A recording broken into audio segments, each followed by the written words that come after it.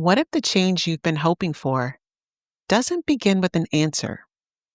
What if it starts with a question? Hi, I'm Melissa, and this is my question for you. But before we begin, I just want to say welcome and thank you so much for joining me today. This is the very first episode of my new podcast, and the fact that you're here truly means a lot to me.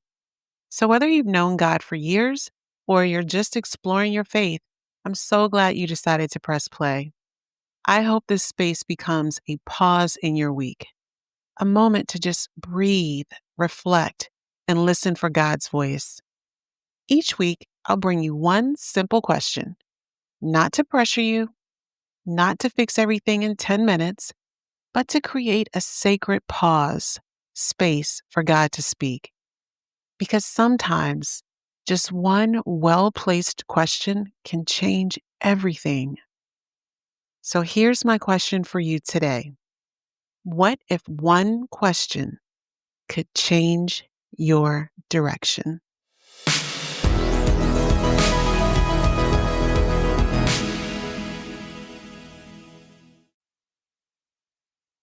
For me, that question showed up on an ordinary night. I remember it so clearly. I was lying in bed in the middle of the night, staring into the darkness. The house was quiet, but my mind was racing and my thoughts were screaming at me. My mind kept circling the same fears. What am I missing? What if it all falls apart? Why can't I fix this? On the outside, I'm sure everything looked fine to my family, my friends, coworkers, but inside, I was exhausted trying to hold it all together. See, I believed in God, but I wasn't really talking to Him. I was too busy trying to run my own plan. And then, right in the middle of all that noise, it came. Not an audible voice, of course, but a deep, unmistakable thought. It was almost like life had been waiting for me to get quiet enough to hear it. Do you trust me? It stopped me cold because trusting isn't the same as believing. Trust meant loosening my grip. It meant having to admit that I didn't have all the answers and that I might never have all the answers. That question didn't change my circumstances, but it definitely changed me.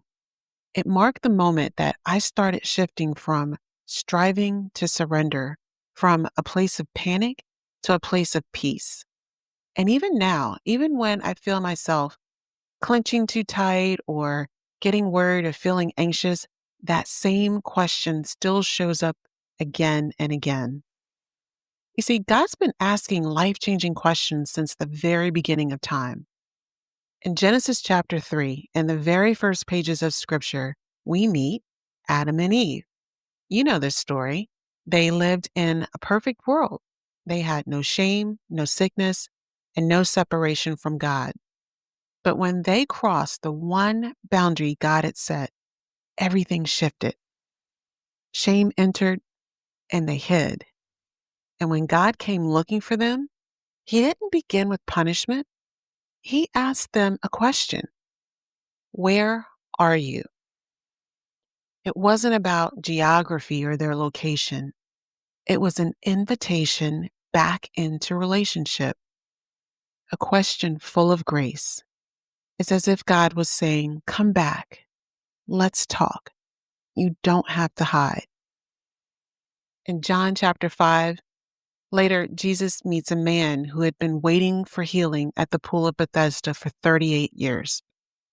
Man, instead of rushing to heal him, Jesus asked, do you want to be well? That was such a revealing question.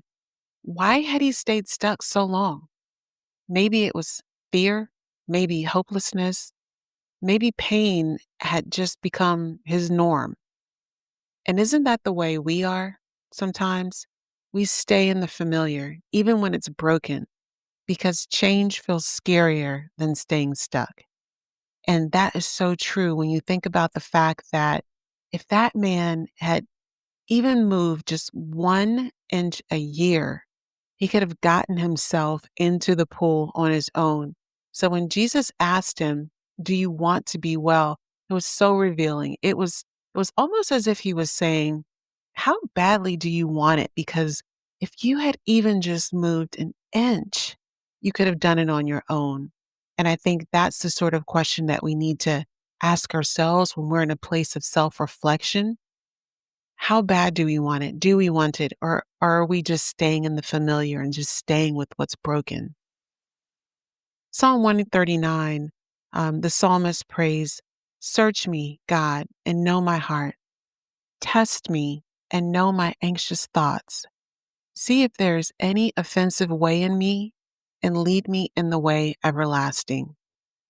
That prayer invites God's questions, not to shame us, but to lead us toward healing, restoration, and truth.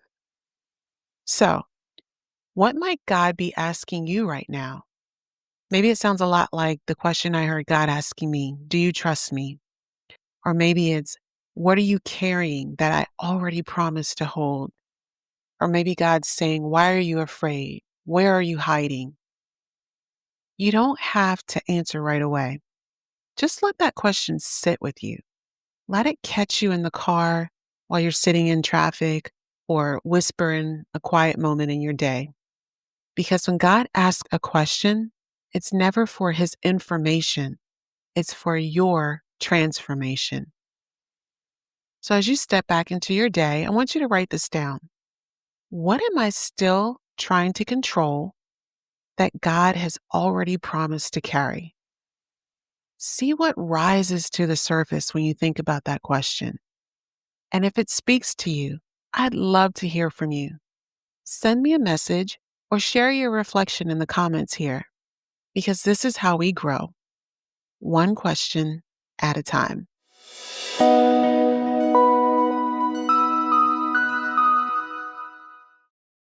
Next week, we'll go deeper into the question that started it all for me. Do you trust God? I'll share how that one question became a turning point in my life and how it might become one in yours. Until then, keep asking, keep listening, and remember, God is closer than you think. He's already leaning in, waiting for your response. Before you go, if you'd like to take this week's question deeper, download my free reflection guide at myquestionforyou.com. It's a simple way to pause, journal, and invite God into your week. And when you download it, you'll also join my mailing list where you'll receive my weekly email series called This Week's Question, a Quiet Invitation. It's a short weekly encouragement that I send out by email. So if today's episode spoke to you, head on over to myquestionforyou.com or just send me a quick DM and I'll send you the guide, giving you encouragement for your spirit and wisdom for your walk.